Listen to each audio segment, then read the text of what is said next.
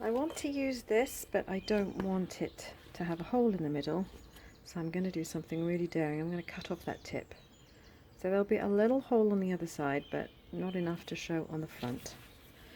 So I've got a sharp pair of scissors, and I'm going to go for it.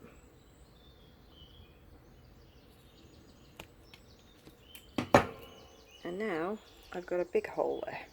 So what I'm going to do is use a little bit of very strong sticky tape and block it at the back and see how that goes. You know what they say, no pain, no gain. And there, we'll see if that does anything. Might be a complete disaster, but I don't have another mould without a hole in the middle. And since I want this to be a tray, I'm going to try this, except this is not sticking. This is one of these silver foil ones. So I'm going to go and raid my cupboard and see what I've got else. I have some painter's tape. I'll try that. I'm going to do a crossed section of painter's tape. And then I am going to fill the middle up with some putty. Okay, so let's try a little bit of it. It doesn't really matter the colour, but if you've seen any of my other videos, you've seen me using this lots. So let's give this a go. I'm going to make a little, just a little log shape and stick it inside. Yeah, you could call me crazy, but you know, how boring would it be if you didn't experiment? So there. Now I don't want it touching any of my resin, so I'm going to make sure that there is none on the outside and that it is just there covering it.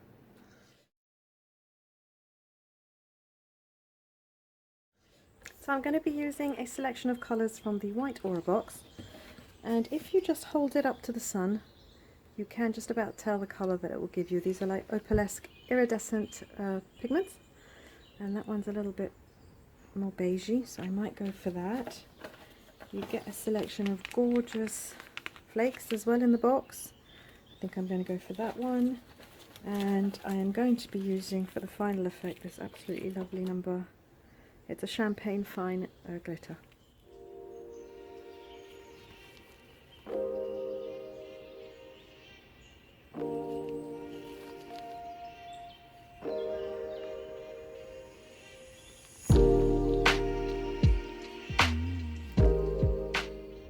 So I've changed my mind about these because I have just had a delivery in, and here they are. Oh, they're stunning. I love this kintsugi. Love, love, love, love, love. I have been dying to use one of these for a long time. I've got two here, so I will be doing two, matching that. So I have 250 milliliters in total between parts A and parts B of the crystal resin, and I am going to gently scrape the sides and the bottom and then keep turning, and I'm going to do this for 3 minutes, and this will be properly mixed. One more tip, you don't want to go crazy and spin really fast because you'll incorporate more bubbles than necessary.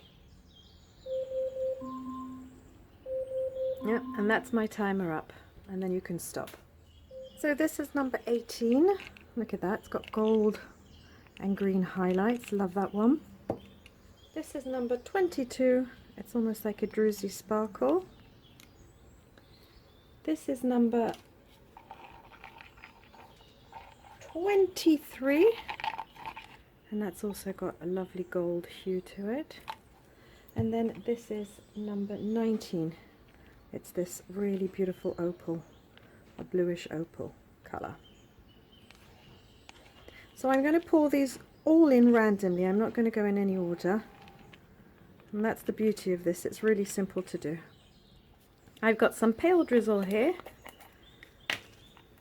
Never used this before. Oh, that's gorgeous. Make sure I don't get it everywhere.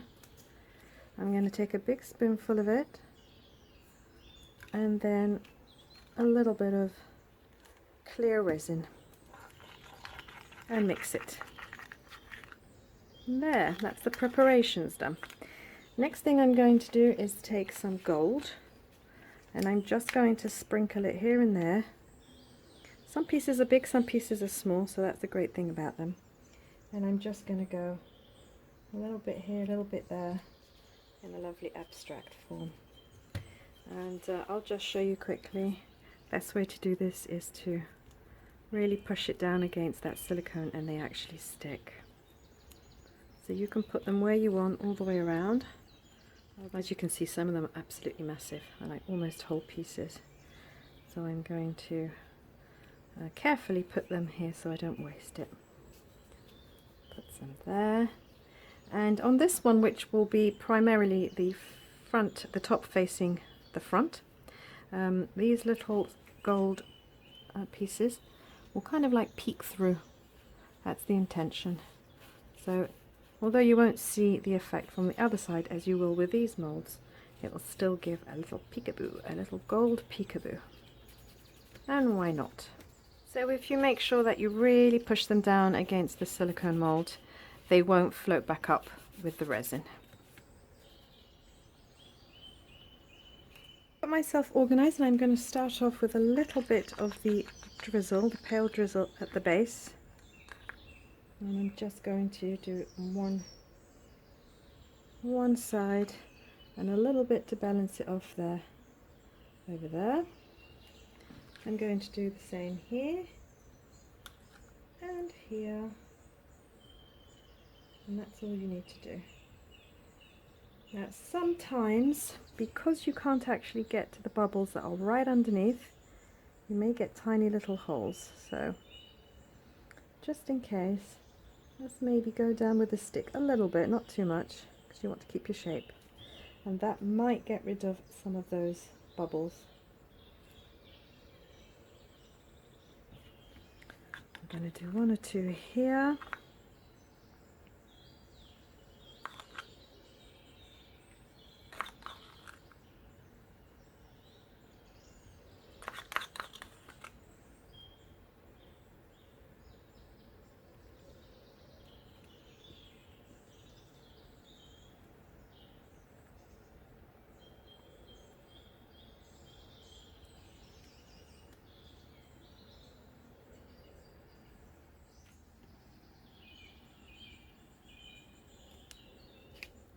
And then starting with a selection, I am just going to pull them a little, almost like a puddle here and there, keeping a few for my coasters. And at first, don't make them touch each other. They will eventually flow into each other, and that will give you a better effect. If you have any left there, you can just scrape it off. Use up every last drop. Then we're going to go on to number 19, the bluey tinged one. Can you see? Gorgeous. And for this, I am going to go slow. So I'm going to get another spoon, and I'm just going to scoop it up and place it here and there. Absolutely pearlesque. It's gorgeous.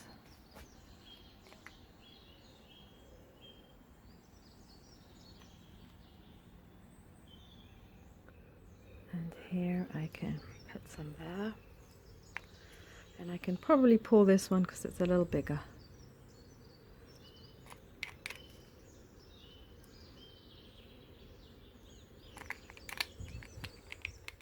And if you ever need to make any more up, all you need to do is add some clear into the same cup and add some more powder. Now we're going to go on to number 18. I love this one. It's really goldish. It's going to go great with the gold drizzles. So again, I'm going not quite next to each of these other colours. They will eventually flow into each other, so I'm not worried about that.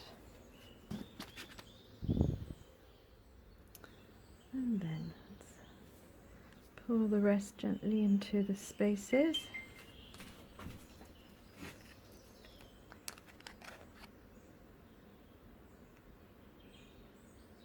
I'm not worried if this is not full up for the moment, because I do have a plan for that one, at least anyway. So I'm just trying to get as much as I can in there.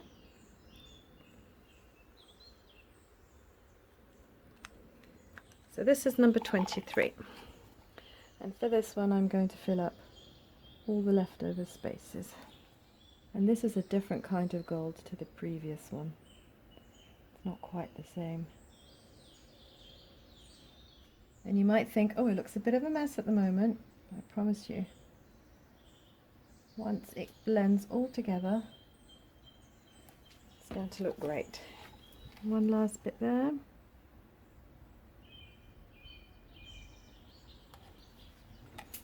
And wherever else that I can see some spare places. And then I'm going to fill up the last of these holes. And these are really beautiful, rich, regal colours. They're gorgeous. Very, very elegant.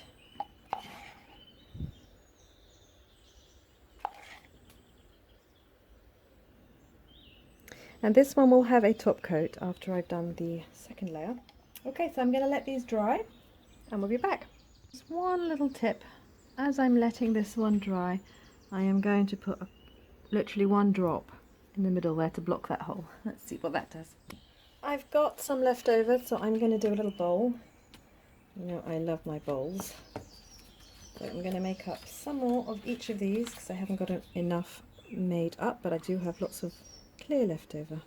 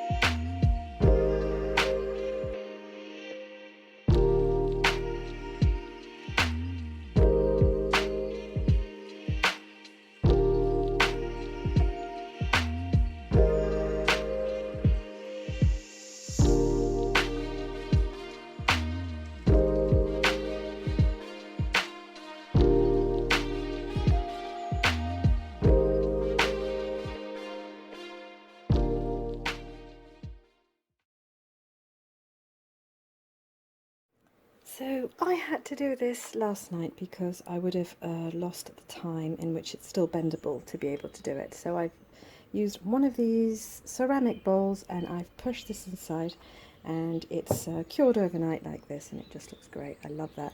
And if you want to see how I did that, I didn't film that because it was late at night and it would have been black. It wouldn't have been much to see. But I will link down below 2 or 3 videos that I have that I've done the exact same process, so you can see how it's done. So now I'm on to the second bit of embellishments, and here it is all dried up. It looks really great. And before I put the top coat, because you always need to put a top coat, as these flakes, they rise up to the surface and they just sort of sit there, and you need to cover them with a top coat. But I thought that I would do some extra embellishments just like this one. And all I've done for this is take some of this champagne fine. It also comes in a champagne chunky, but I'm going to use fine for this. And that's what I've done here. And in this bottle here, I have just some regular glue. You can use any type of glue, glitter glue, household glue, kids glue, it doesn't really matter. It just needs to stick onto the resin and stick onto the glitter. And it's quite an easy process to do. You simply paint a very thin strip to your preferred shape along your resin, and then you apply the glitter and you let it dry completely before taking it off. You'll see that all the excess glitter then just flakes off, and I had an happy accident with this one. I actually used my brush that I use for gold leaf, and it left little tiny flakes of gold. And they're easy to clean up with a little bit of alcohol and a Q-tip. But you know what, as I said, it's a happy accident. I'm going to leave it. I really like it. So I've got my little squeezy bottle, and these bottles actually I use for alcohol ink as well, for my alcohol ink art, for those of you who know my alcohol ink pieces. And this is a spare bottle that I had. They're not expensive. You can get them from Amazon, usually for about 6 or 7 euros for a pack of, say, 12. I think that's quite reasonable, and they do go a long way. And I've got just a little bit of glue in there. You don't want too much because the tip does get clogged up. So I'm going to go around and add my little lines of glue.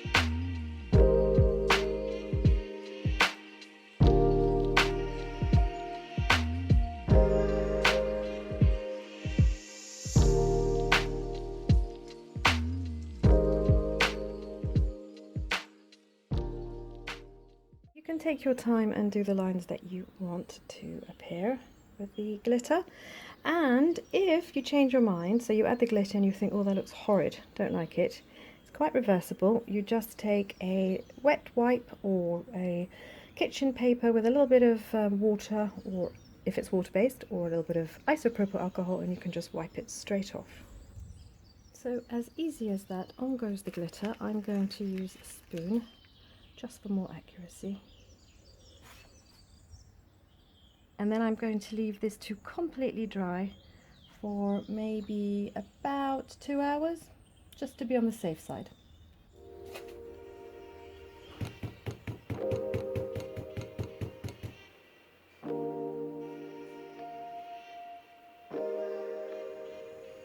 And because this one is already a kintsugi coaster mold, I'm not going to add too many lines, but I did want to show you that in case you like the front side, you can do the same thing here, and in case you turn it around and you think, God, the other side's really ugly, you have 2 choices, you have 2 sides to choose from.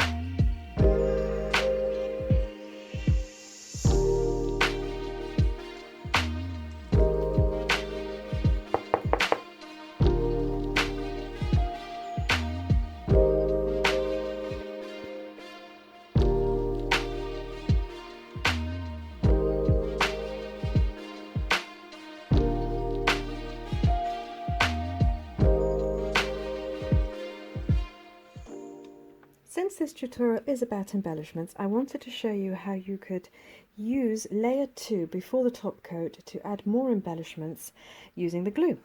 So I'm just going to fix a couple of these missing flakes that have sort of separated and floated there. And I'm going to be using my glue, the same glue as before. I've got the same pale drizzle there, and I'm just going to add a little bit of glue where I want to fill up those spaces.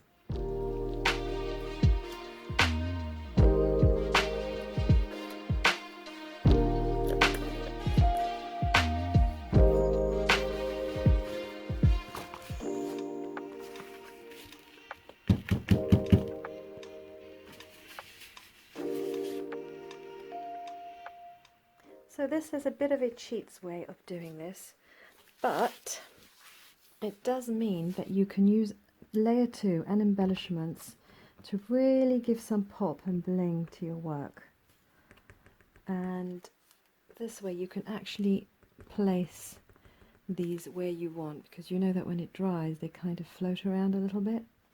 And in exactly the same way you're going to let this dry completely for about an hour or two. You can flatten it down just a little, make sure it's all nice and flat, you don't want any of them sticking up. And there you go.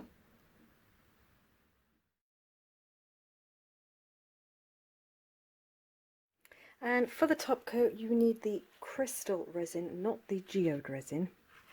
And you want to make sure you mix it again for 3 minutes, stirring the sides and the bottom to make sure both parts A and parts B are properly incorporated for a proper cure. And a top coat simply means clear resin, transparent, poured over the top of any of your artworks or your resin coasters, trays, plates, etc. And the best way to pour this is quite slow, and you will have to use a heat gun or a torchlight to get rid of the bubbles.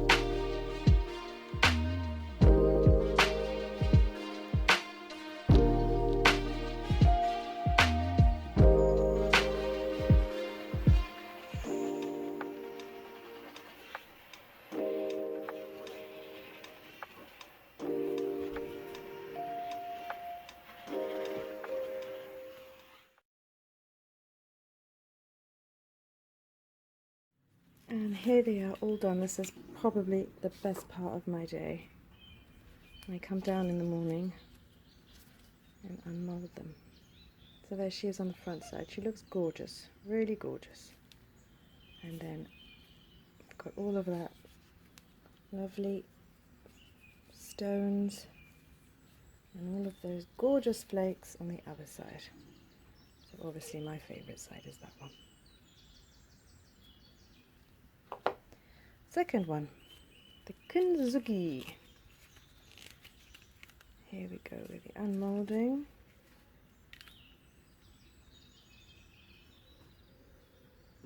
Put that down there. So that is that side, and you can see all of the gorgeous shimmer.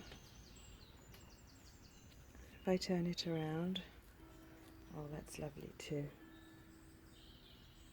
Well, that's really nice. I love that the drizzle has stayed at the bottom there. It looks great, and you can see that all of the fine pigment it's almost like a druzy pigment. It's fallen down to the ground, to the base of it, and you can see that gorgeous, gorgeous glow. And it's not picking up, but I know that in the middle, that is the opal effect there.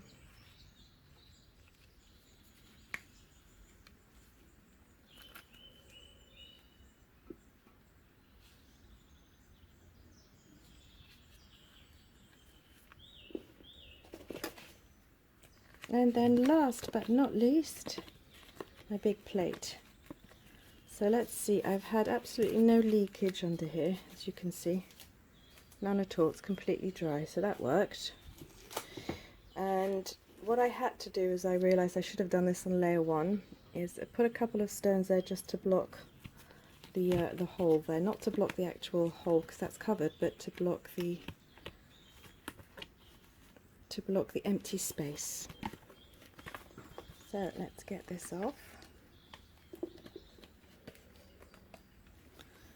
And here I'll pop that out. So you could see that if I wanted to, ooh, there, look at the underside, that's gorgeous. That would work really well if you wanted that to be the front side. All of those stones, all of those gorgeous drizzles has stayed at the bottom because I poured a thin layer. And you can see all of those lovely flakes, the gold flakes. Then there's that gold shimmer. And then over here, a little river of the opal. It looks so much better in real life, but what can you do? Now, if I put my hand underneath it, you can see the opal river. And if you wanted to turn it into, this side is just flat, but if you wanted to turn it into a cake stand or a tiered layered tray stand, you could just pierce through there and put your fixings in. Now I'm going to take a toothpick and get that bit out.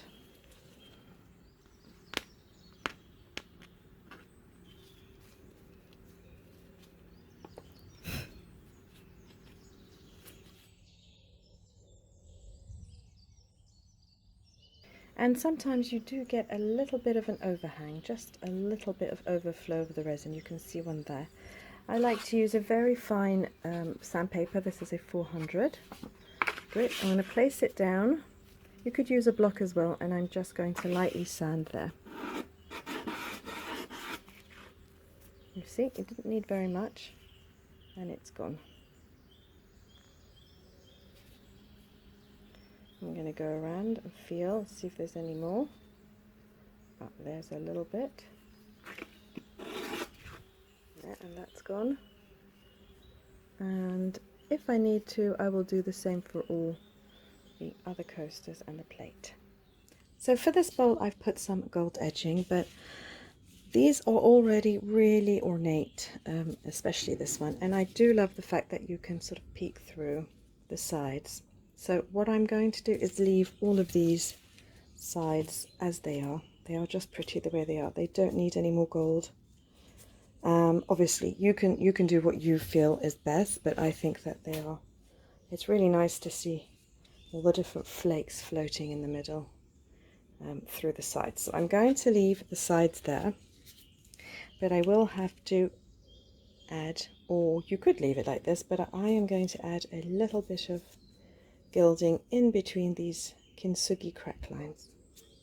I'm going to be using some gold pigment powder from the bronze box collection, but there is a lovely choice of different colors and golds, so I do need to match the one that matches closest with, I would say, maybe the main color here, which is the drizzle.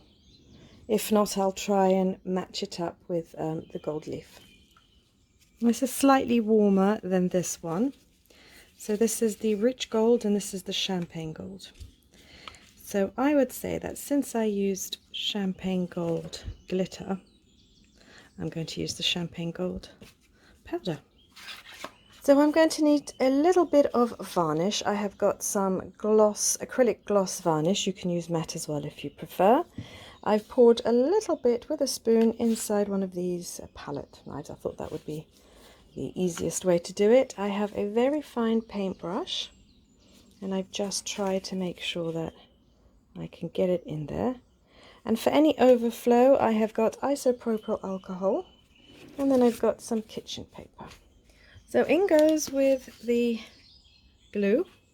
I'm just going to use a little stick to mix it with until you get a nice thick paste. You want probably 50-50, so 50% glue, 50% of this gold pigment powder. So I will try and keep inside the actual lines.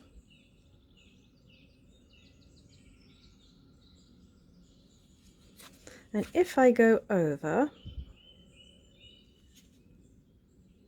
so far so good, but if I go over, such as there, we do another one here, pick up a bit more, make sure that the brush is not too loaded. You want the tip of the brush quite thin. I'm concentrating here, but obviously, you know, I'd be listening to music normally, but not when I'm filming. So far I've done well. There is a slight bit of over painting there.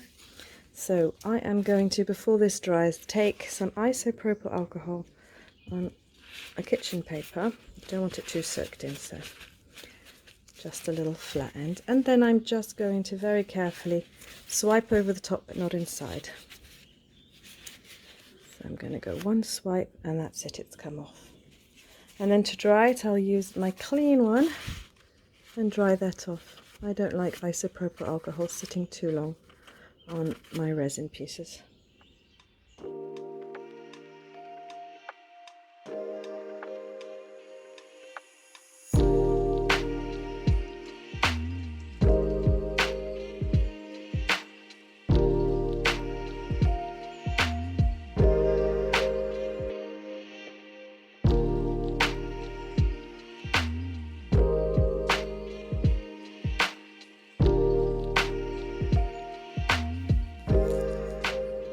And there we are. I think it looks great and I think it's a great colour match. So this is the real kintsugi side and this is the fake side. So obviously you could choose. If I bring it to the sun you can kind of see two together, looks great. And if I place it down you can see the underneath side. And I don't think it's too bad, I think it's really cute. So it's up to you which side you choose, and it's up to you if you don't have a kintsugi mold such as this, you can create a fake one using glitter.